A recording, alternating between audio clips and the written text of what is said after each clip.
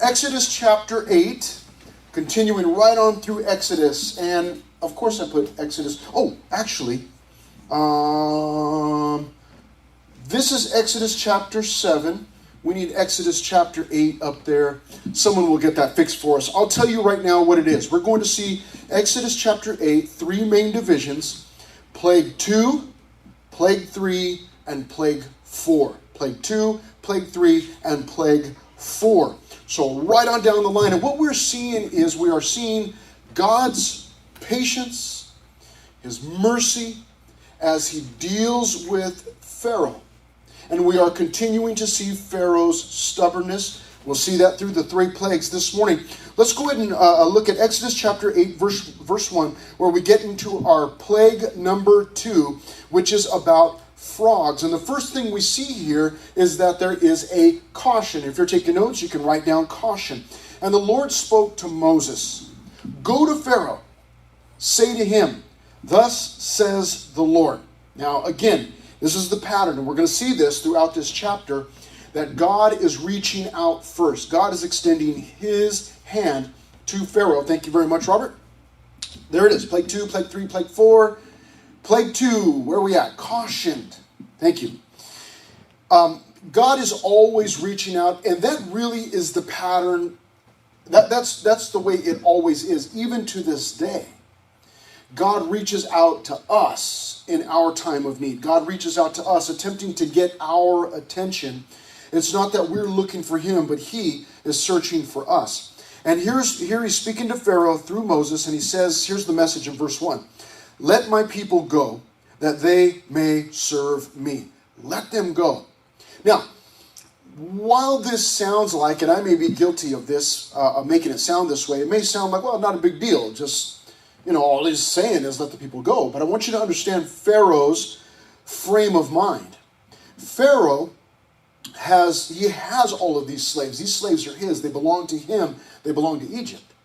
And when God says, "Let my people go," there's a distinction being made. They're not your people, first of all, and Pharaoh understood that. But at the same, he understood that they were Hebrews and he was Egyptian. But at the same time, Pharaoh has ownership over these people. He has them enslaved. And for God to say, "Let my people go," there's a distinction. He's telling Pharaoh straight up, "These are my people, they're not yours. So let them go." And then he goes on to say that they may serve me. Well, who are they currently serving? They're currently serving Pharaoh. And God is saying, let them go.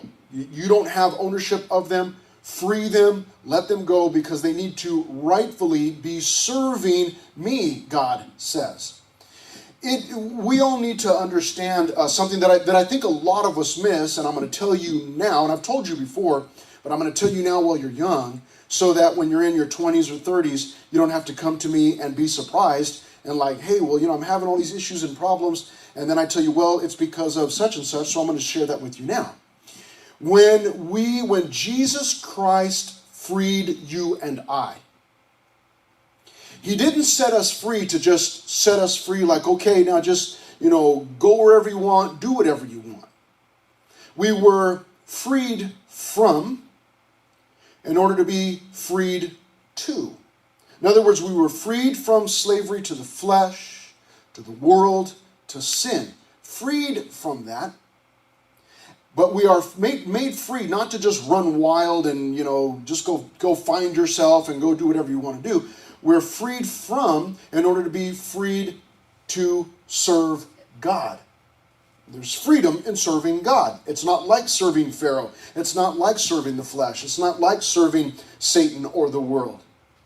So we're saved from in order to be saved, or freed from in order to be freed to. And here He's saying, "Hey, let my people go. I want you to let them go so that they're free from you, Pharaoh, and free to come and serve me where they rightly should be serving." Verse 2. Now, I'm sorry, real quickly before I move on, I need to make my point about sharing that with you while you're still young.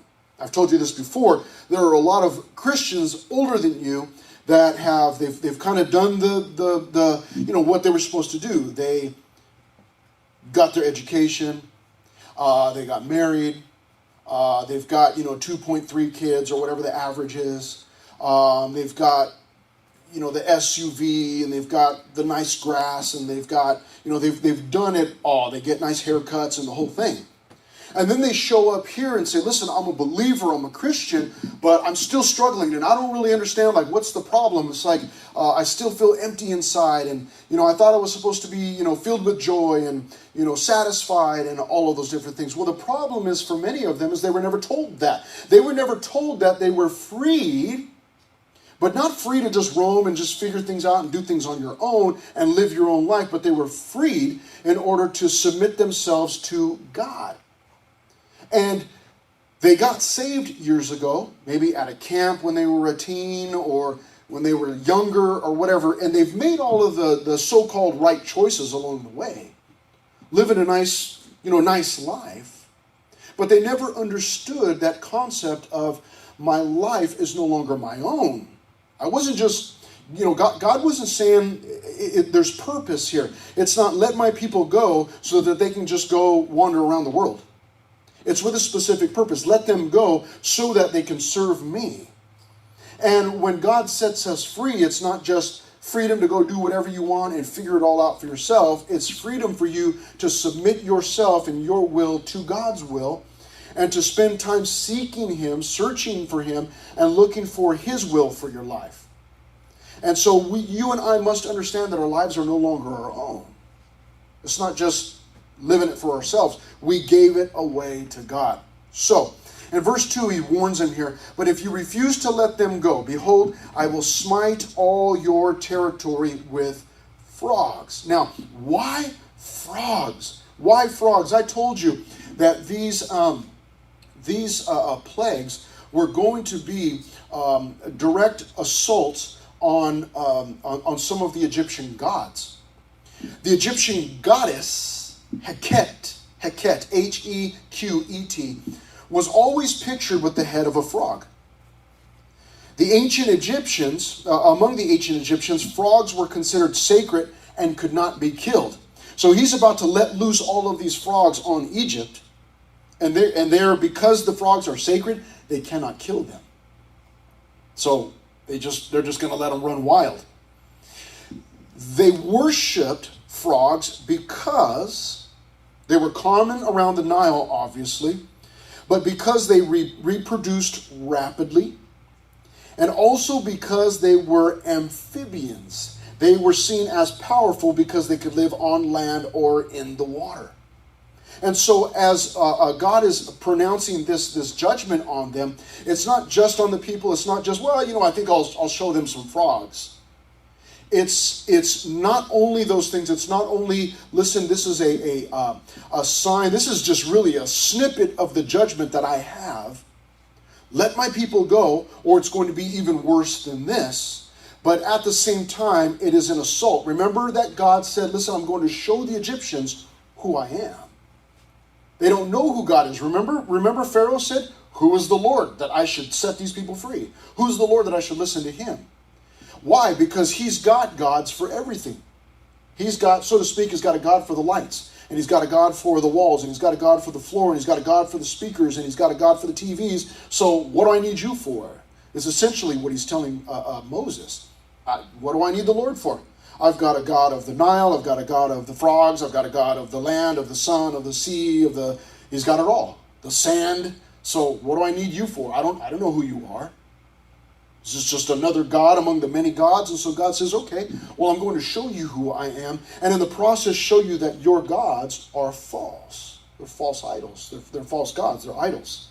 So he goes on in verse 2. But if you refuse to let them go, behold, I will smite all your territory with frogs. So the river shall bring forth frogs abundantly, which shall go up and come into your house, into your bedroom. Think about that.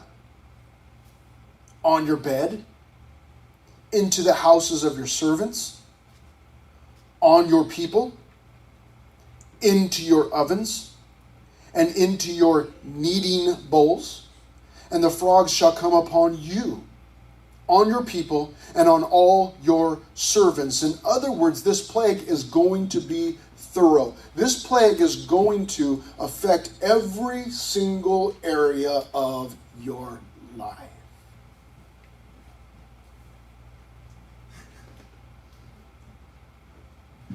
is going to affect every single area of your life.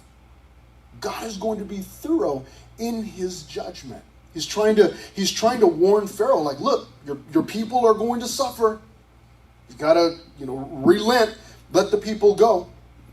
It is, think about this. This was back in the rainy months, whatever that it means around here. But we were leaving one night on a Wednesday night here, and we were walking over to our vehicles in the back, and we saw a frog. Matt picked up the frog. I don't know if he ever told you or not, but he came home with a frog on his hands. But he picked up the frog, and he was excited. Guys, we're excited. It's like, oh, a frog! And it's like, oh, let me see the frog, and you want to touch it and all that kind of stuff. And it's kind of cool, you see one frog, and it's like, it's slimy, and then you pick it up, and it like pees on you or whatever it does, and it's just like, oh man, what, don't say anything about warts. Okay, go ahead. No. But frogs are so cool, but you can imagine hundreds, thousands, millions, I don't know, whatever it meant. Every time, you wake up in the morning, you got frogs on you and in your bed. You go to the bathroom, frogs in there. Trying to take a shower, frogs in there. You go to cook something, there's frogs in there. Everywhere that you go, there are frogs. It might be fun at first, to hear them, to see them, to handle a couple of them. But when there is a multitude of them, no good.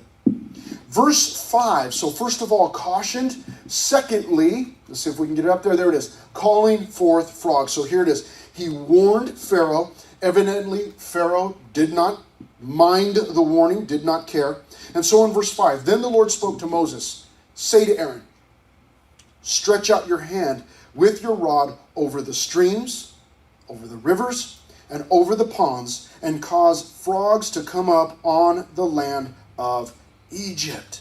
Now, this is the second of two plagues. Does anybody remember what the first plague was? What was it? Turn water into blood. So it had to do with water. Here's another one that has to do with water. We're going to call all the frogs out of the water. Where am I at? Verse 7. Verse 6. So Aaron stretched out his hand over the waters of Egypt, and the frogs came up and covered the land of Egypt. And the magicians, there they are again. Remember the magicians from a few chapters back. The magicians, what were they called? They were called wise men, magicians. But remember that they were directly related to the occult.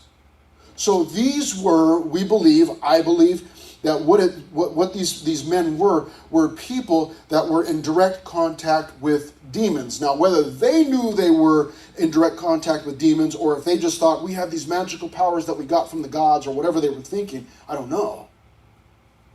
But here they are in verse 7, and the magicians did so with their enchantments and brought up frogs on the land of Egypt. Thanks a lot. We didn't have enough frogs, so you guys go out and you make more frogs. You call more frogs forward.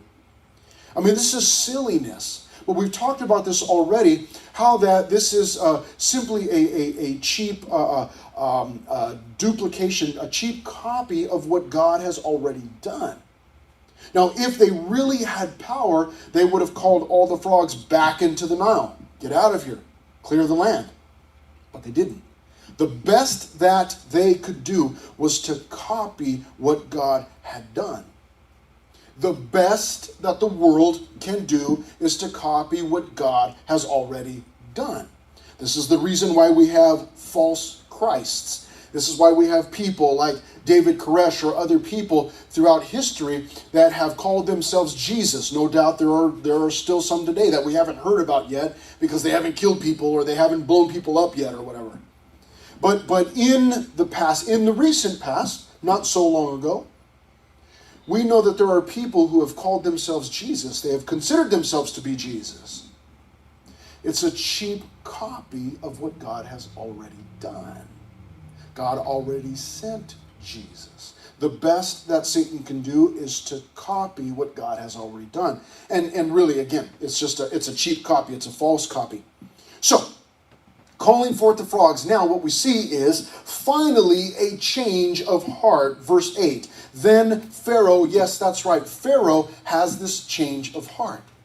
Then Pharaoh called for Moses and Aaron and said, entreat the Lord. In other words, beg the Lord, pray to the Lord, call the Lord, and ask him this, that he may take away the frogs from me and from my people, and I will let the people go, that they may sacrifice to the Lord. So we see this change of heart in Pharaoh. Here it is. This is what they've been waiting for. Okay, ask God to take away the frogs. I'm going to let the people go so that they can go and sacrifice to the Lord.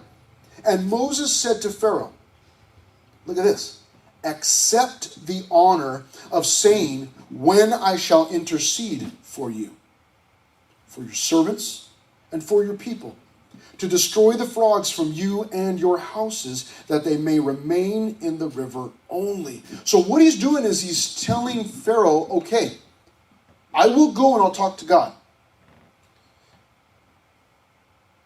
You all right? All right. Quit touching girls, okay?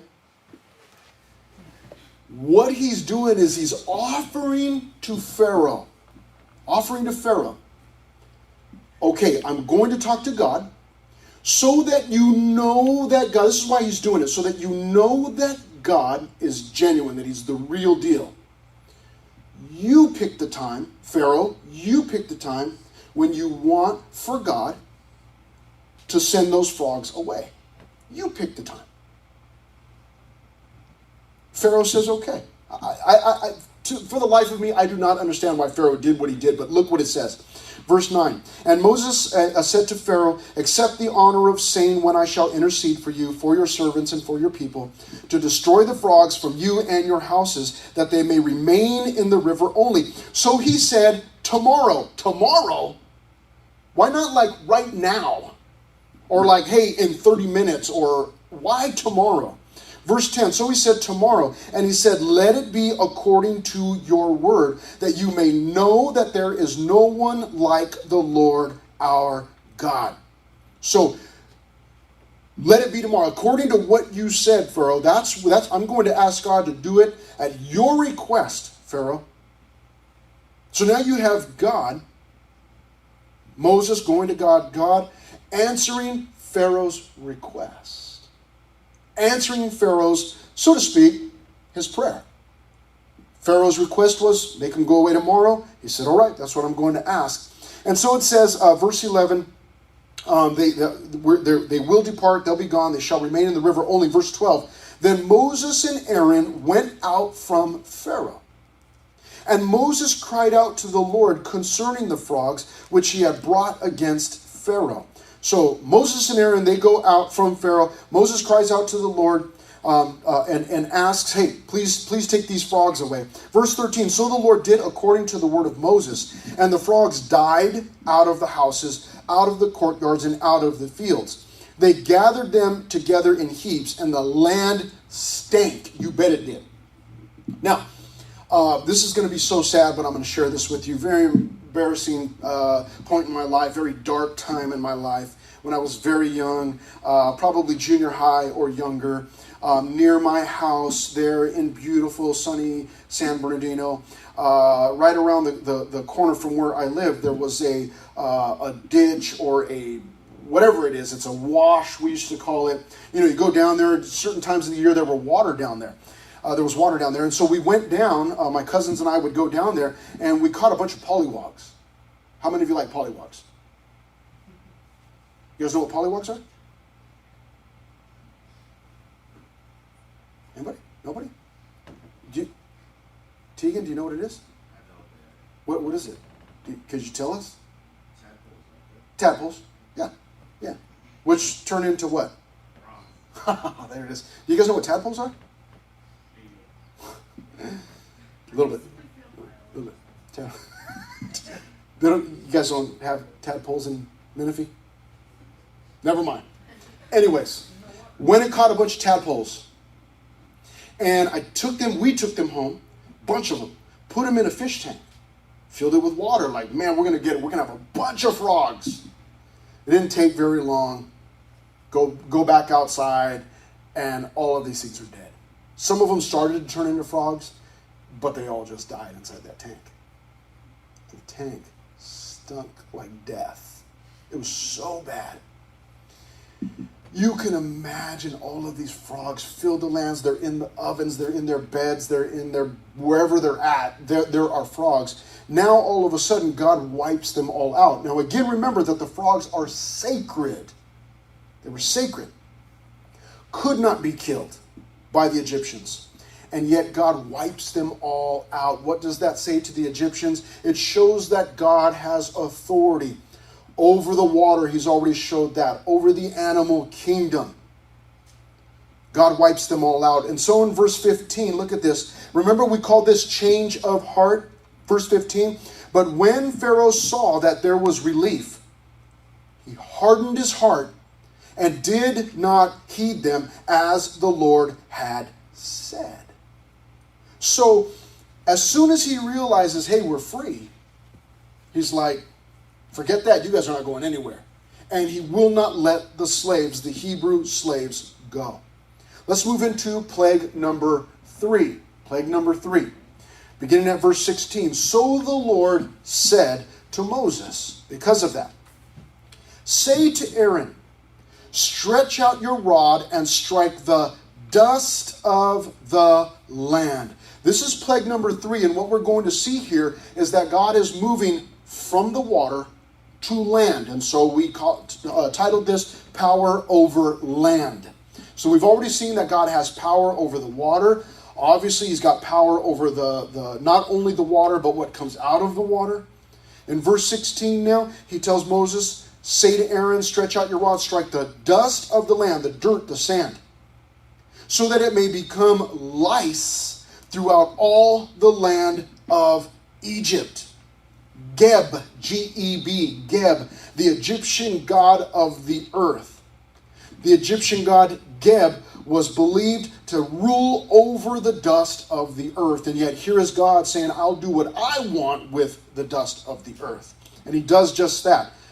And so in verse 17, they did so. For Aaron stretched out his hand with his rod and struck the dust of the earth. And it became lice on man and beast. All the dust of the land became lice throughout all the land of Egypt. The other thing that we're seeing now is this. What's the word I'm looking for? It's intensifying. First, it was just the water turning to blood. I say just. What I mean, it was just the water that was affected. Now, all the people could not drink the water, obviously. But then the next thing we see is we see animals coming up, the frogs coming up and invading the lives of the Egyptians. Okay? Now we see lice, but not only lice, and it's getting on the people, but it's also getting on the animals. And so you have problems like the Egyptian priests who need to sacrifice animals to their false gods, unable to do so, not only because the priests themselves have lice, but they also would be touching animals with lice. They would be considered unclean.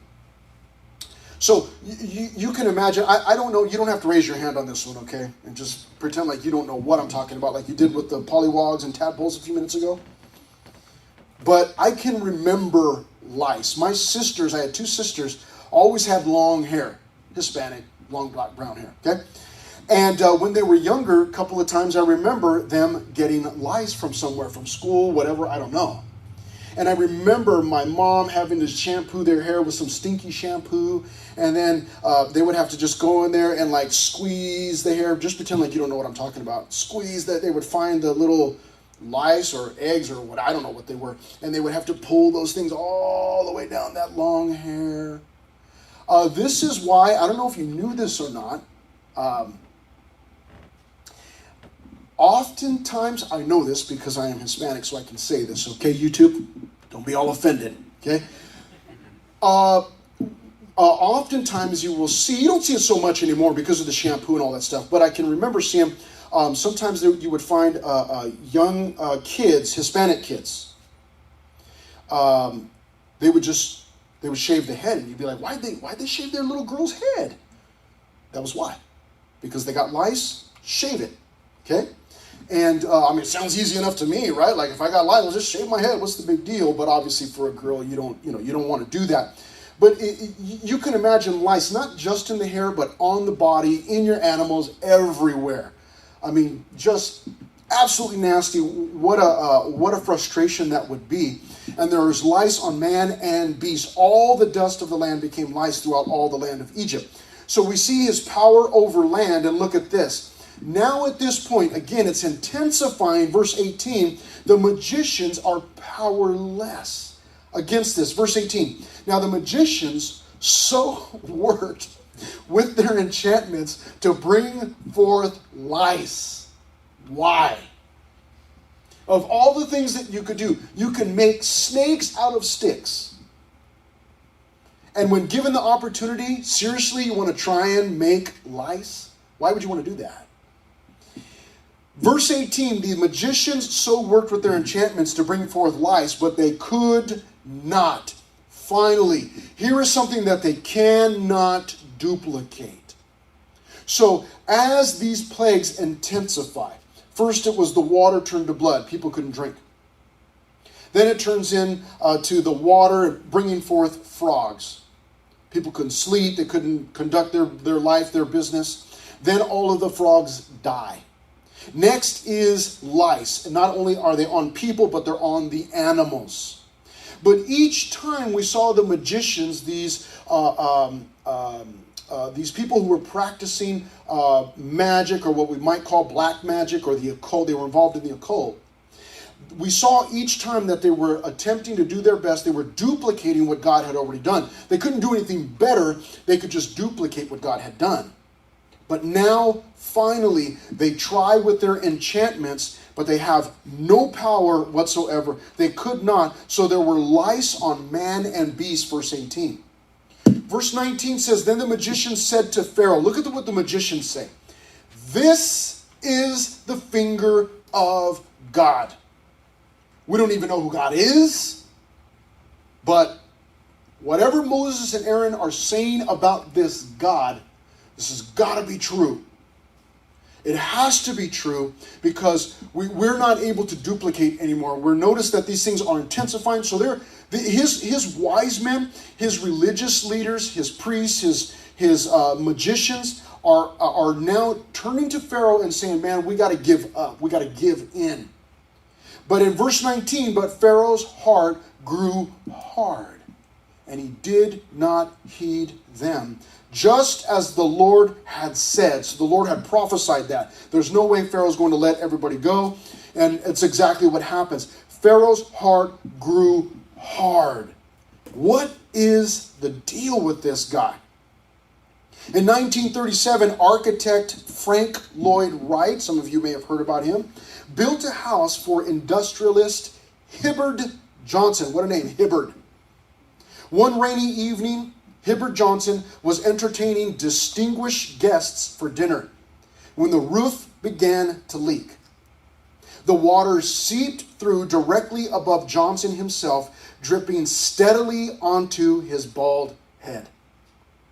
Irate, he called Wright in Phoenix, Arizona. Frank, he yelled, you built this beautiful house for me and we enjoy it very much, but I have told you the roof leaks. And right now I am with some friends and distinguished guests, and it is leaking right on top of my head. Wright replied, well, Hib, why don't you move your chair? Some people are so stubborn, it's like, I'm not moving. I'm staying right here. This is where I belong. This is my spot. You can't tell me where to go. I mean, some of you may have experienced that before. Like maybe a younger sibling. Picture them, you're out at the park, or you're out maybe at, you're out somewhere and they're sitting in the sun.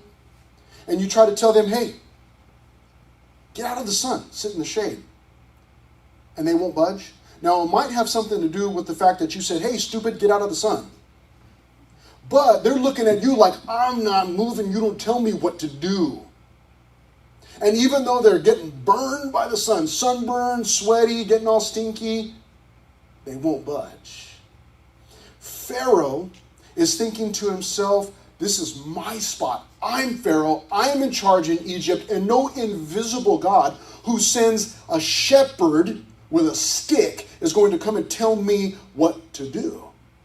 Now, it's not right what Pharaoh is doing, but I understand it. I understand where Pharaoh's coming from. Like, you don't tell me what to do.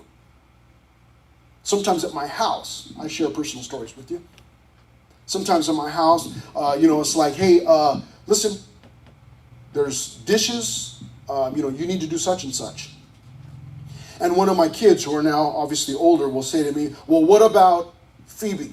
Or what about Mia? Or what about somebody else? And then that's where I'm like, what did you...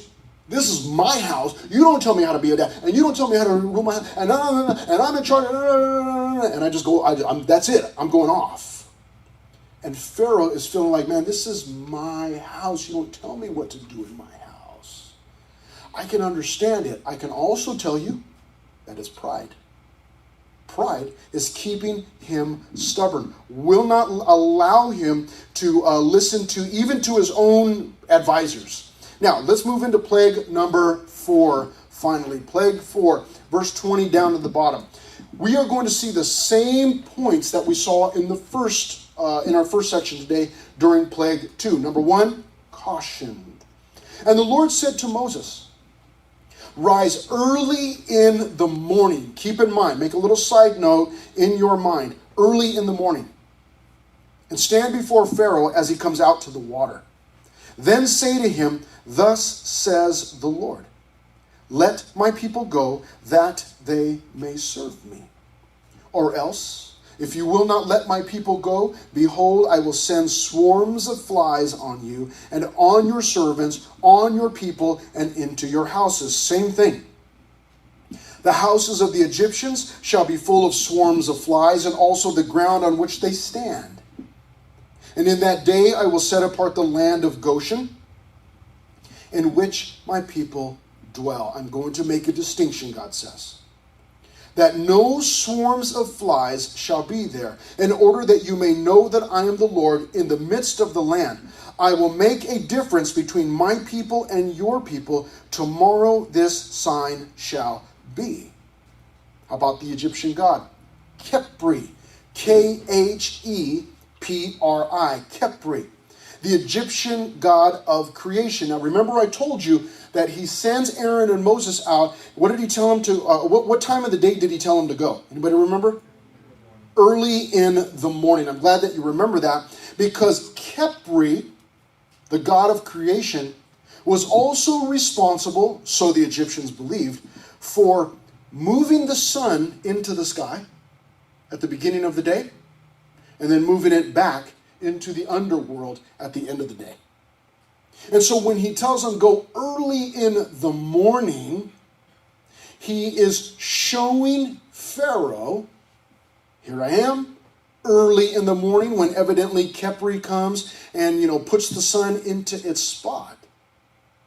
But all these little hints, all these little signs that, listen, I'm the one that has control over all of these things. And so he tells him here that he's going to send forth flies. Now, there is, just so you know, there are some, the word flies is questionable. Some people believe that it actually is just a myriad of insects. So he's going to call forth just all sorts of different insects. Some people go so far as to say it's insects and it's animals, just wild beasts. Not only will you have insects all over the place, but you're going to have other larger animals, running throughout Egypt, just making a mess of everything. Okay? Whichever it is, again, it's God showing that he has power over the land, over the animals, over the insects, over the sun, whatever it is. If you will not let my people go, verse 22, and in that day I will set apart the land of Goshen. He now makes this distinction between the Egyptians and the Hebrews. And amazingly, he's saying, listen, These insects, whether it's flies, a bunch of insects, animals, whatever it is, they are going to invade the entire land of Egypt except for Goshen. Only Goshen will be spared, because that is where all of the Hebrew slaves lived, in the land of Goshen.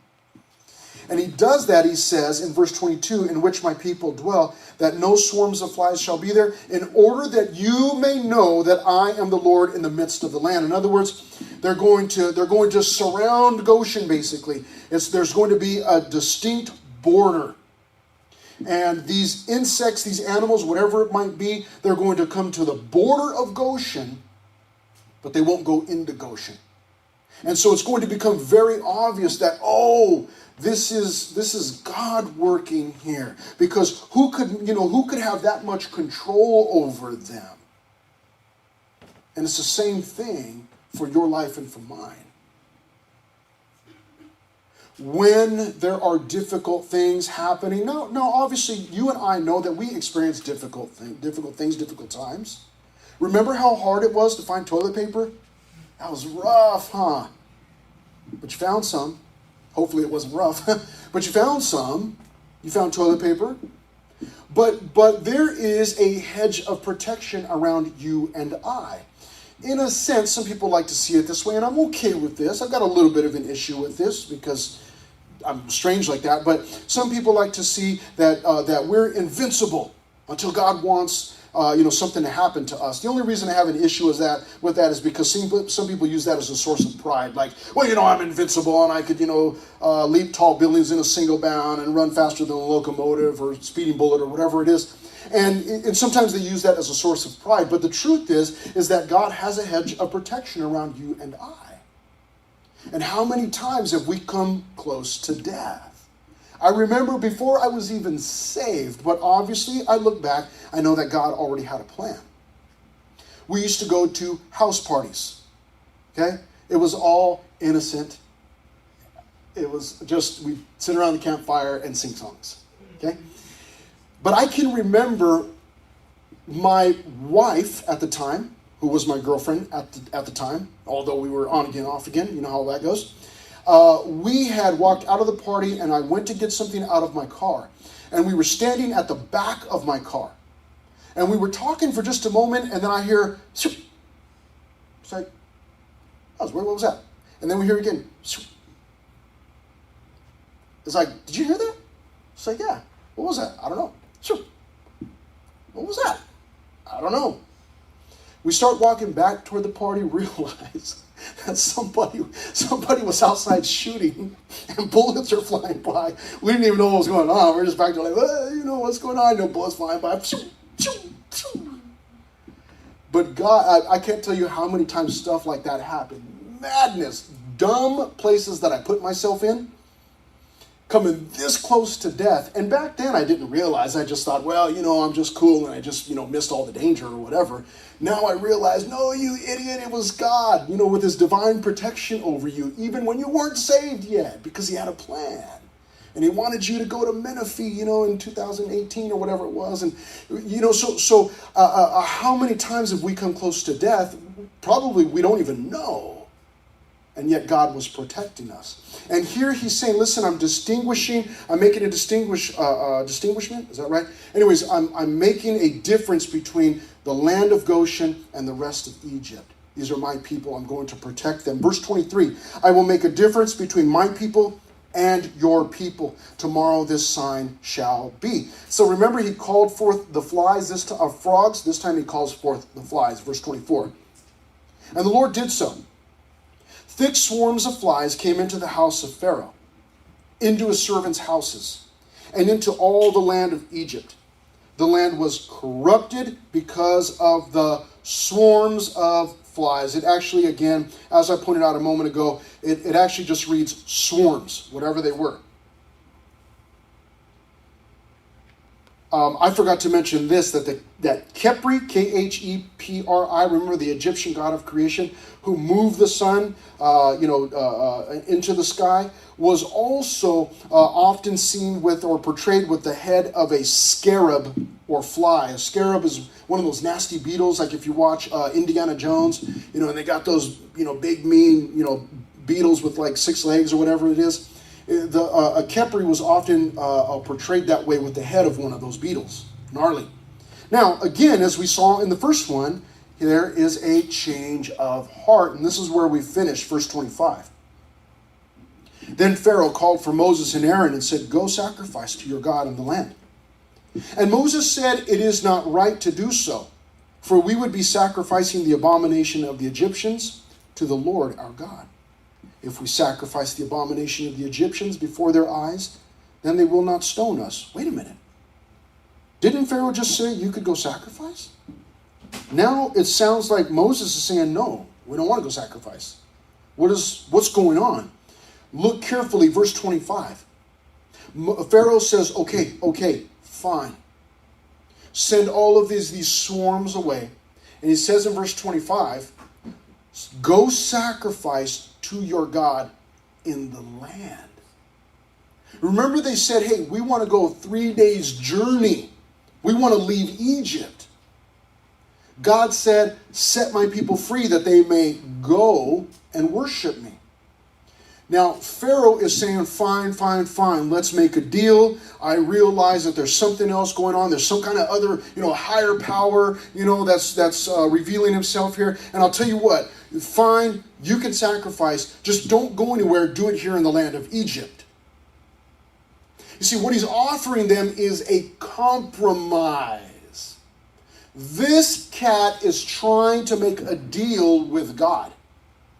God is making this demand, let my people go, that they may sacrifice. And he says, well, I'm not going to let the people go. I will let them sacrifice, but they have to do it right here.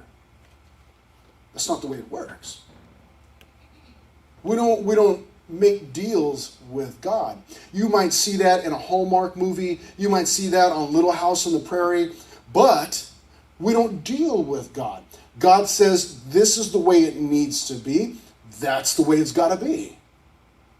Well, God, I'll tell you what, if you just get me out of this mess, then I'll go to church, 7 times this year. Or, if you just, if you'll just answer this prayer one more time, then I'll do such and such. No.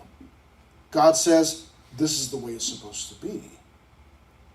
And you and I need to understand that there is no compromise.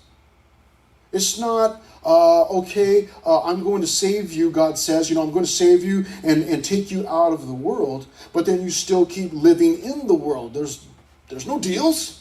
God wasn't making deals. And God wasn't making deals with Pharaoh. He said, let my people go, plain and simple. Let them go that they may go 3 days journey to sacrifice to me. And here is Pharaoh saying, well, you can sacrifice in the land. And Moses in verse 26 says, no, we can't do that.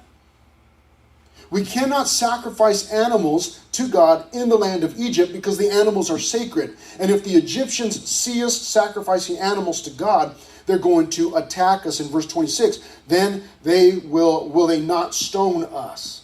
So no. Moses says it's not going to happen. And he says in verse 27, we will go 3 days journey into the wilderness and sacrifice to the Lord as our God, as he will command us. This is so stinking exciting. For you, you're probably thinking like, what's the big deal? The service over yet? We got to get out of here. But look, I want you to think about Moses when he was 80 years old in the wilderness and God came to him in the burning bush and said, I'm sending you to Egypt. You're going to go to Pharaoh. You're going to talk. What did Moses do? Moses came up with every excuse in the book why he could not go. He even said, I'm not a good speaker, man. Like, I can't go. Moses was perfectly content to just stay with the flock of Jethro out in the wilderness. I don't want to go to Egypt. He even got to the point where he ran out of excuses. He said, I just don't want to go. Send somebody else. And he told God, send anybody else. I don't want to go. And God said, no, you're going. And this man, he was simply a man, just a person, just a human being. He was not supernatural. He was not superhuman. He was just a person, an ordinary person that God was working through. But notice the change in his life. When he was younger in the land of Egypt, he was prideful, bold. He went and attacked the Egyptian, buried him in the sand. He wanted to set the Hebrews free himself. Like, I'm going to just do this myself. I'm going to be the superhero. And then for the next several years, we don't know exactly how many it was, until the time that he was 80, he went from a prideful young man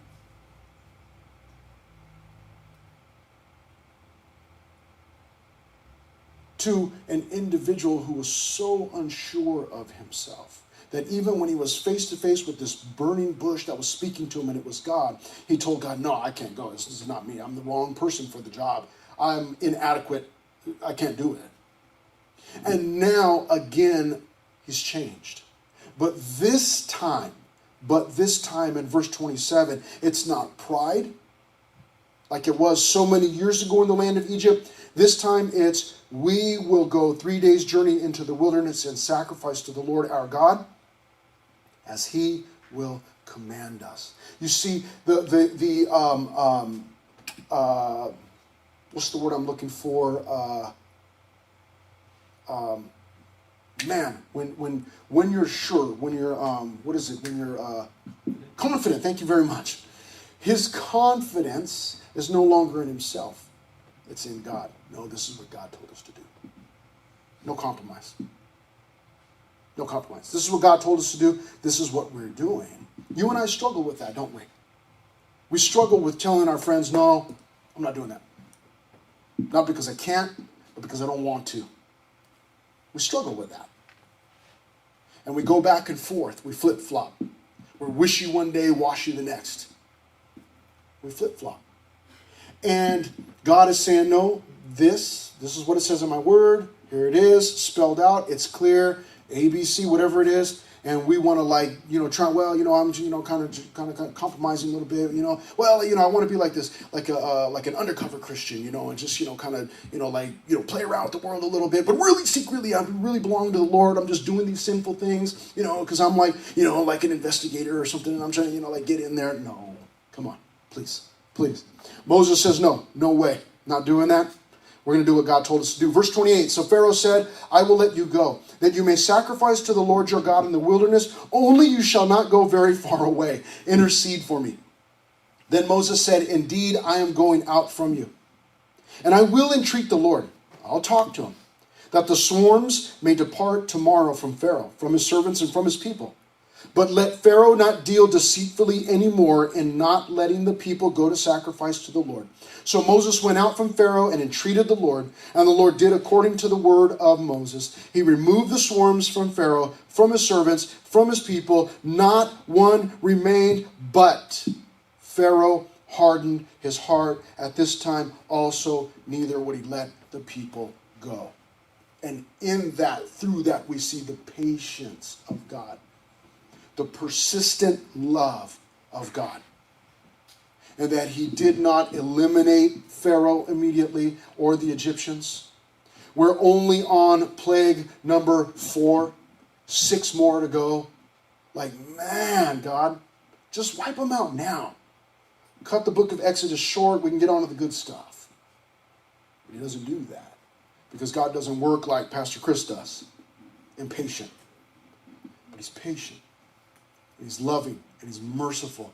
He knows that not only Pharaoh, but also the Egyptian people are going to suffer. And he is not in a hurry to cause suffering. That's God. Not angry. I'm going to wipe everybody out. I'm going to kill millions. This is what I'm going to do. I can't wait. I hope you reject so I can kill you guys. It's not that way at all. He's patient. And he's giving Pharaoh and the Egyptians opportunity after opportunity after opportunity. Even Pharaoh's advisors are telling him, look, we got to give in. Let the people go. We're done. We can't do these things. We cannot compete. We cannot compare with God, with this God, this Hebrew God's power. We can't do it. You and I need to remember some things. We need to remember who it is that we belong to. We belong to God. We're on his side. He provides for us, protects us, you and I. Incredible. We have the resources of God at our disposal. Not like a genie, rub that, Will Smith comes out, you get 3 chances or whatever, 3, wishes. God's not that way, but we can go to God to find help. We can go to the throne of grace to find help in time of need, Hebrews says. Wow. God can work on our behalf the way that he's working on behalf of the Hebrews.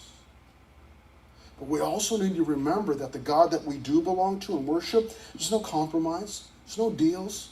This is the way it is. This is the best. Why would I want to give my people any less than the best? No compromise. It is always best to just do it the way that he wants to do it. Let's pray. Father.